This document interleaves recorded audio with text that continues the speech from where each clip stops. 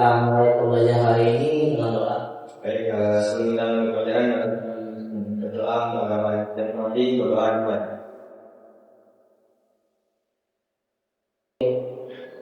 Hari ini kita kembali melanjutkan pembelajaran kita pada mata kuliah fisika dasar. Cuma sebelum Bapak buka, ada yang masih ingat? Ada yang bisa nebak kita hari ini belajar apa? Kalau dari slide, gerak lurus beraturan. Oke, sudah pernah dengar gerak lurus beraturan? Sudah.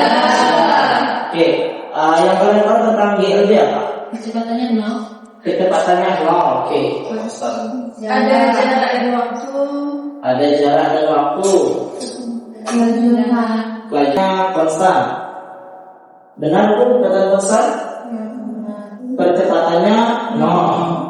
Ada jarak, ada waktu, ada perpindahan, ada kelajuan, gerak lurus, kecepatan.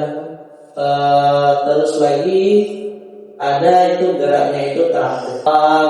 Untuk masalah gerak itu banyak ya, tapi hari ini kita fokusin untuk membahas terkait dengan gerak lurus beraturan.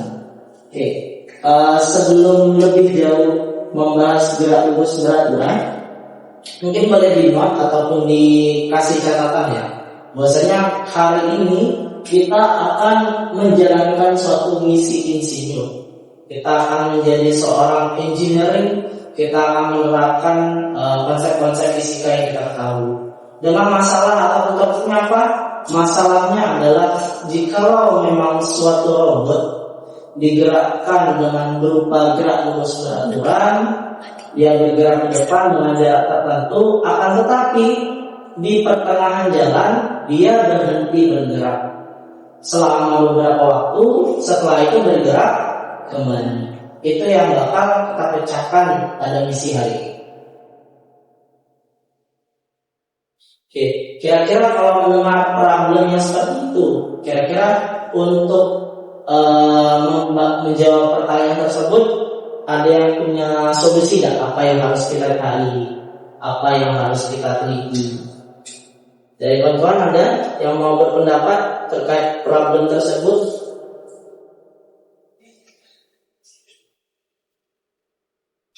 Ya, bagaimana caranya problem yang tadi kita itu dapat menyelesaikan problem tersebut? Gitu. Nah, dalam mengukur jaraknya, kecepatannya, soalnya kan kalau kita tahu gerak lurus beraturannya kan ya gerak lurus kecepatan konstan. Tapi kalau kita tahu itu gimana?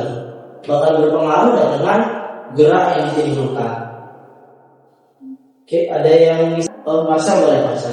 Ya, saya. Berapa kecepatan yang dimiliki oleh robot tersebut? Kecepatan yang dimiliki oleh robot tersebut. Oke, kita sudah dapat 3 poin masalah.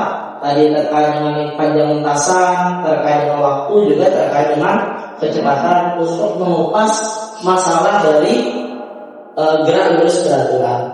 Oke, berangkat dari sana mungkin sebelum kita melakukan suatu percobaan, ada yang bisa menebak dulu nanti hasilnya seperti apa dari masalah itu. Ada yang mau menyampaikan hipotesisnya? Satu di mana? Iya Pak. Oke, boleh nih. Jika robot bergerak dengan kecepatan konstan, maka keseluruhan yang ditempuh dapat dihitung dengan mengalihkan kecepatan dengan waktu bergerak tanpa memperhatikan waktu bergerak. Oke, jadi fokus kita adalah pada saat benda itu bergerak, sementara pada saat benda atau robot itu berhenti tidak diperhitungkan. Oke, itu bakal kita bahas lebih jauh. Sembari Bapak menjelaskan masalah ilmunya, mungkin boleh dibagi ke beberapa kelompok ya, agar memang kita dapat mengupas ini ke dalam suatu praktikum kehidupan. Boleh dibagi 2 atau 3 kelompok boleh? Yang memang ada laptop Pak? Positif. Dimana itu nanti ada identifikasi masalah, nanti kalian tulis dulu hipotesisnya, terus nanti alur percobaannya sama misi belajarnya. Untuk alur percobaan nanti dari robot itu bakal kita masukkan codingan blok di sana, biar nanti kita set bahwasanya robot itu akan bergerak lurus. Nanti untuk tes boleh di lantai ya, boleh nanti kita ukur panjang lintasan menggunakan.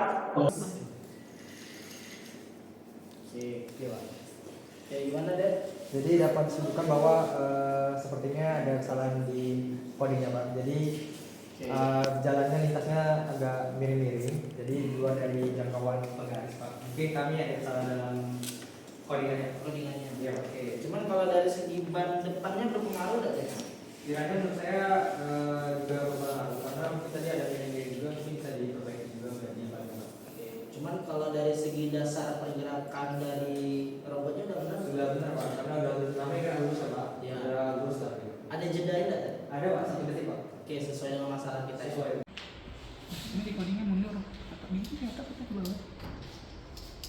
Coba maju tuh jadi mundur. Ini di set yang ini dulu, dan nanti pas di Di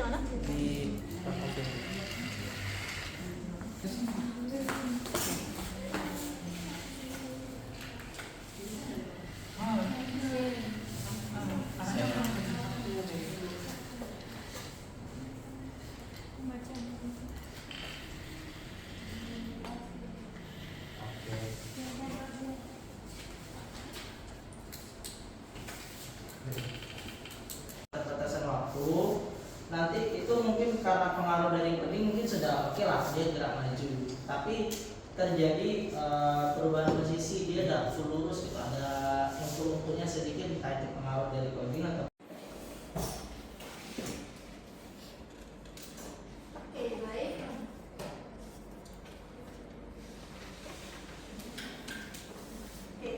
berdasarkan kesimpulan dari kelompok kami, di mana dalam percobaan ini jarak yang ditempuh robot selalu sesuai dengan perhitungan rumus.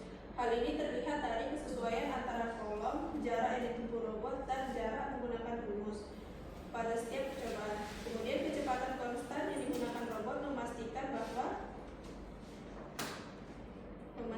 bahwa waktu berhenti tidak mempengaruhi perhitungan jarak total selama waktu bergerak. oke, itu hasil dari kelompok kerja. Oke, boleh kasih aplausnya. Bingung ataupun kurang paham boleh ditanyakan. Ada yang mau bertanya? Oke, Tamara silakan. Oke, saya pertama Bapak, tadi kan kita sudah belajar tentang problem. Jadi apa sih keunggulan dari pembelajaran problem ini untuk materi ini? Oke, baik. Silakan duduk, boleh Tamara. Oke, pertanyaan luar biasa ya dari Tamara tadi bertanya terkait dengan manfaat ataupun keunggulan dalam penggunaan Roblox dalam pembelajaran, khususnya pembelajaran gerak lurus dan aturan.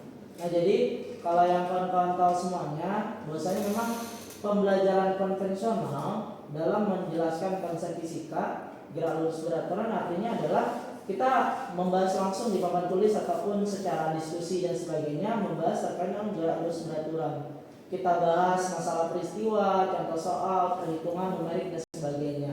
Akan tetapi kalau kita kaji ulang lagi, kalau kita menggunakan inovasi robot di sana, kita tidak hanya belajar konsep fisika, tapi kita belajar masalah perkodingan di sana. Kita belajar bagaimana caranya di sistem digital ini yang memang semakin besar, semakin banyak digunakan sistem digital daripada analog, kita itu harus menyesuaikan dengan zaman. Bagaimana caranya kemajuan inovasi dari robot ini dapat kita implementasikan ke dalam pembelajaran.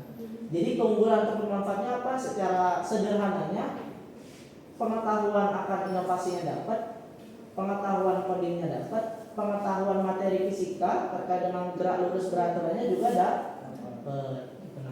Jadi dibanding kita cuma dapat satu, mending kita dapat 3. Mungkin begitu ya? Sudah jelas?